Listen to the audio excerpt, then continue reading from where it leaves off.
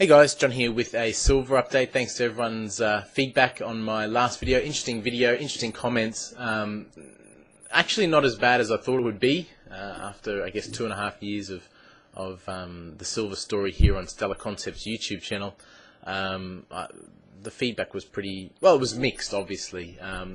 Definitely were a lot of people out there who could see that, you know, a guy who has put in everything into silver, including the house, can understand a guy taking profits, you know, 3-4 times his entry price. And it's normally those people who are largely invested into silver that can understand someone else doing that. It's always the small investors, you know, those holding relatively nothing, that make the biggest noise on YouTube, I find. You know, they've got their security blanket of silver, and when someone else tries to take that away from them by saying, well, you know, maybe silver have a pullback, or, you know, I'm taking profits, therefore I'm not like you anymore, they're the ones that sort of yell and scream the loudest that, you know, whatever.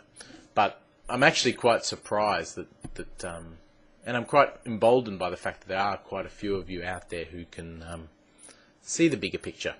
Now, I want to tell you a story, and this is a true story, about a guy who I know, a guy who I've met a few times.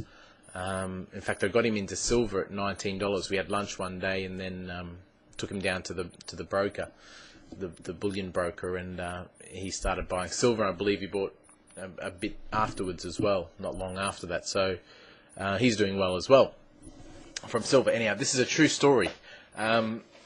He was one of Australia, I think, if not the, then one of the youngest CEOs of a public company ever. He was always sort of the entrepreneurial type since he was 5. Grew up and started a business with his sister, I believe, which then turned into one of the biggest tech companies here in Australia. You know, it was quite well known. I won't sort of go into any names, but those who are familiar with the Australian IT landscape might know who I'm talking about. He was always the type who, self-admittedly, he would reinvest everything he had into this company that he had built.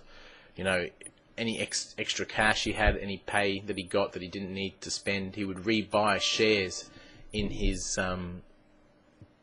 company that he built.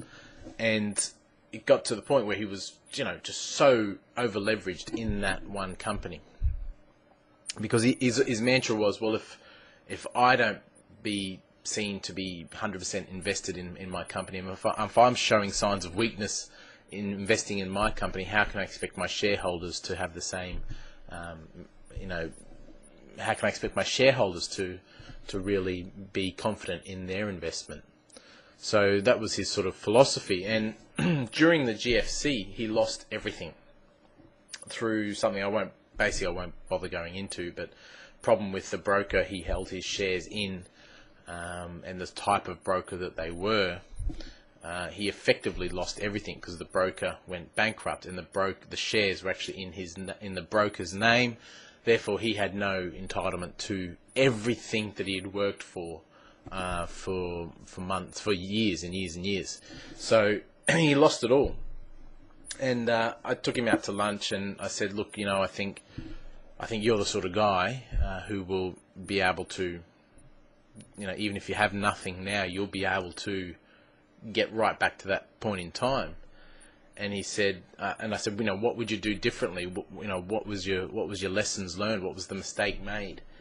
And he said to me, the one thing I'll do differently, and by the way, he has got back up there. He's not maybe at the pinnacle or the top of his game where he was, you know, pre-GFC, but he is well and truly on track.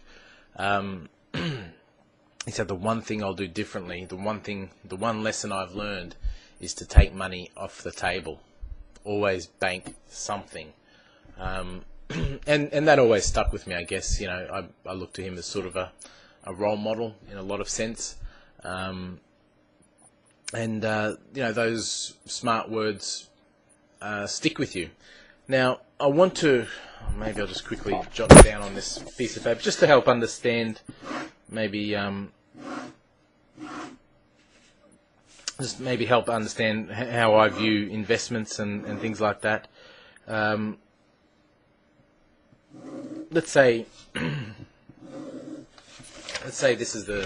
these are certain price points on a chart. So you've got sort of very low price point, then it's higher, and then way up here.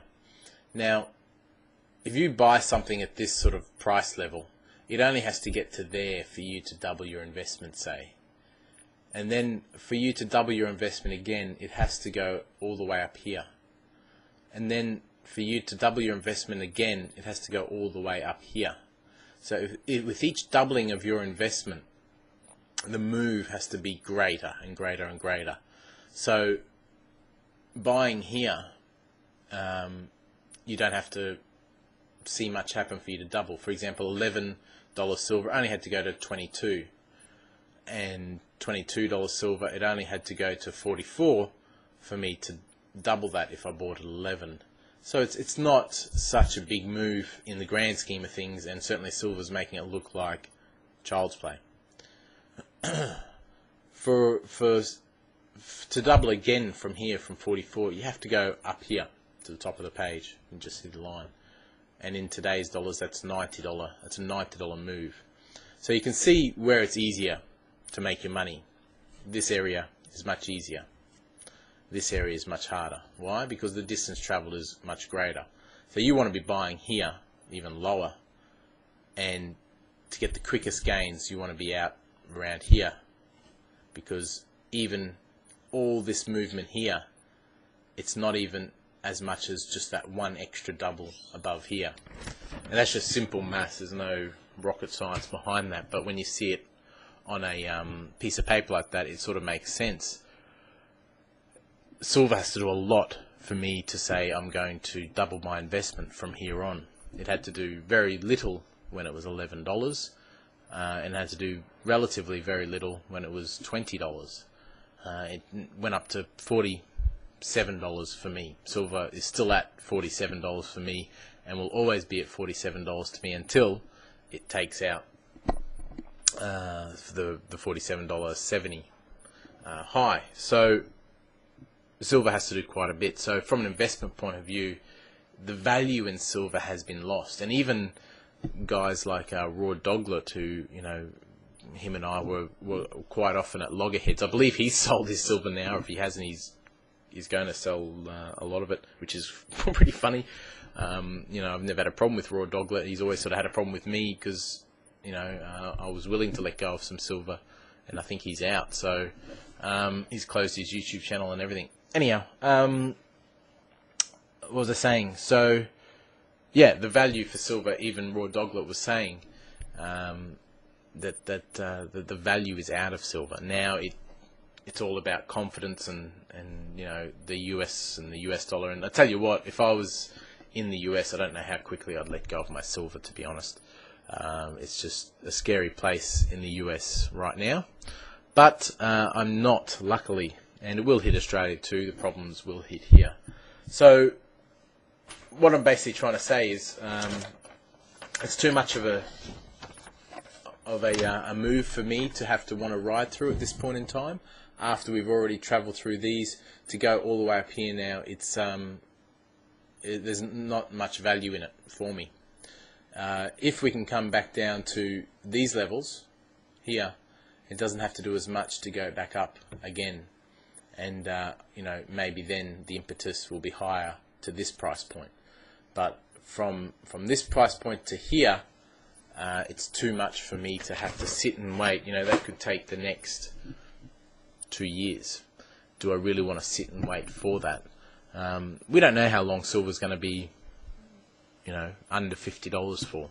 But right now it is, or at least on the weekend it was at a price point where it represented a good return on investment. So I hope that helps to explain it for those who are really interested in the investment side of things.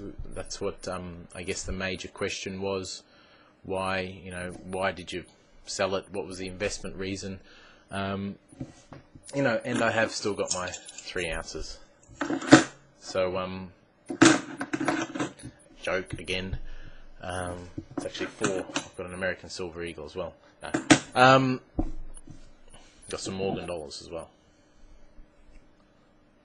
Anyone know what Morgan dollars are worth? Because I can't remember what I paid for them. And I have no idea when I was going to sell some stuff. I have no idea what these are worth. They're the so I think I bought them ages ago on eBay, so I probably overpaid for them anyhow. 1900, 1884, 1900. There should be another one. There's another one floating around somewhere. Anyhow, yeah. So I hope that explains it. And remember that that mantra from that entrepreneur. It's a very interesting story what happened to him. But also the one thing he did learn from it is bank some profits. Take some off the table. You never know what is coming around the corner, ever. When opportunity is presented to you, only a fool won't grab it. Now, don't get me wrong. I am not saying sell your silver. This channel is about what I did with my silver and what my reasons were for doing that. I do not care what you do with your silver. I am not telling you to sell. I'm telling you what I did with mine, with most of mine. And so, sorry, I've got a croaky throat at the moment.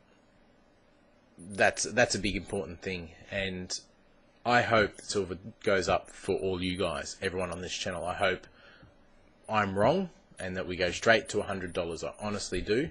The value for me has already been lost. It's you know. It's not. I won't cry over spilt milk. I've done what I will do time and time again in investments all throughout my career.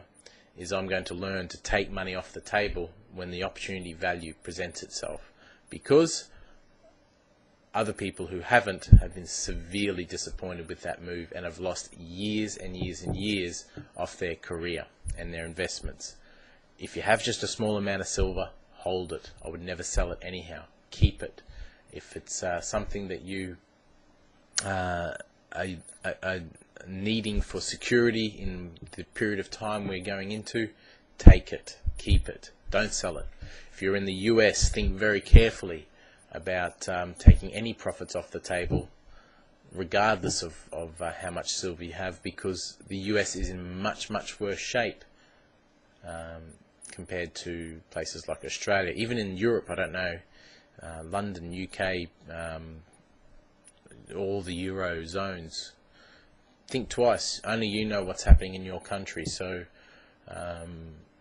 that's it. I hope that tries to sort of back up my last video with some more rational thinking.